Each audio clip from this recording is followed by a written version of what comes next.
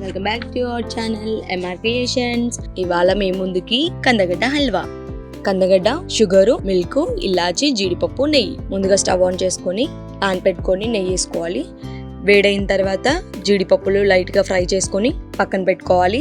కందగడ్డను కూడా స్మాష్ చేసుకుంటూ నెయ్యిలో ఫ్రై చేసుకొని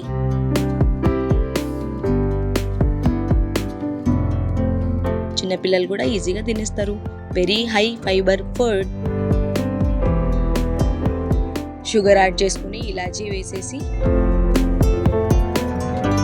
మధ్య మధ్యలో పాలు యాడ్ చేసుకుంటూ కలుపుకుంటూ స్వీట్ పాన్ నుంచి డివైడ్ అయ్యేంత వరకు ఫ్రై చేసుకుని సరిపోతుంది.